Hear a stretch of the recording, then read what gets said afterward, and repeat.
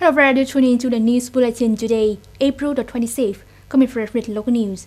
The U.S. Department of Commerce (DOC) has announced the official results of the 15th period of anti-dumping duty review (POR 15) for the period from August 1st, 2017 to July 31st, 2018, regarding Vietnamese char and bazaar products exported to the U.S. Accordingly, the final tax rate for several businesses that have participated in answering the questionnaire and cooperating with the DOC is $0.15 per kilogram, equivalent to about 3.8% of the export price, which is much lower than the rates applied in the 14th period. Enterprises who didn't respond to the questionnaire will receive the reverse tax rate. Now we move on to other local news. Many foreigners based in Vietnam have had their jobs suspended or business operation affected due to the COVID-19 epidemic. However, they still keep optimistic and confident for their safety when being in Vietnam.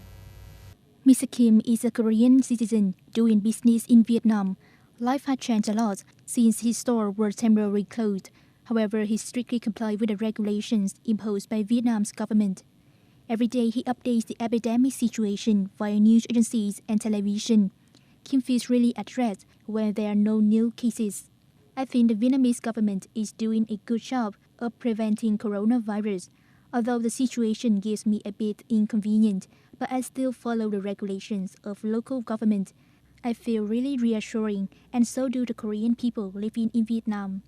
After 23 years living and working in Vietnam, Mr. William Batcher, a U.S. citizen, said that he has never seen such a country that responded quickly and appropriately to the COVID-19 epidemic like Vietnam. Thanks for that, he and other expats feel reassuring about their safety. For me, as an individual doing business in Vietnam, I was very impressed and confident in the ability of Vietnam to fight against this epidemic. Also confident that my business is not affected. Regarding this disease response, I believe that the position of Vietnam would be further recognized by the world. These days, the message "Vietnam, we thank you" have been spread on social networks like this. Experts in Vietnam are sending messages of gratitude to those who are on the front lines of the COVID-19 battle. It's also the message of a safe and worth-living Vietnam. World News. British Prime Minister Boris Johnson will be back at work on Monday, April the 27th, after nearly 1 month absence taking coronavirus treatment. Prime Minister Johnson was hospitalized from April the 5th after 10 days self-isolation at home due to the COVID-19 infection. 1 day after that, he was treated in intensive care at St. Thomas Hospital and being discharged from this facility on April the 12th. However, Johnson cannot return to work right then. This is an unprecedented incident happened with the British Prime Minister in recent years, while this country was suffering from an emergency due to the pandemic.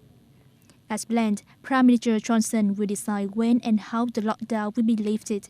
Lockdown order has been imposed nationwide in the UK since March the 23rd to curb the spreading of coronavirus, seriously affecting this country's economy. British Central Bank on Thursday warned that the macroeconomy has been seriously damaged due to this pandemic and is possibly falls into the worst recession over the past 300 years. After more than a month making press conference every day, U.S. President Donald Trump yesterday skipped his press conference after his advisors warned that his performances are hurting the re-election chance. President Trump often brings out alleged health suggestions because the health experts have to make correction after that. However, yesterday, it's surprised that Trump was out of the briefing room without taking any questions. Yesterday's briefing lasted only 22 minutes. Some people consider this move as an admission from President Trump that he has brought things too far, since he has suggested disinfection can be used to cure COVID-19. Trump's comments were quickly met with mockery and applause and was retracted by health experts.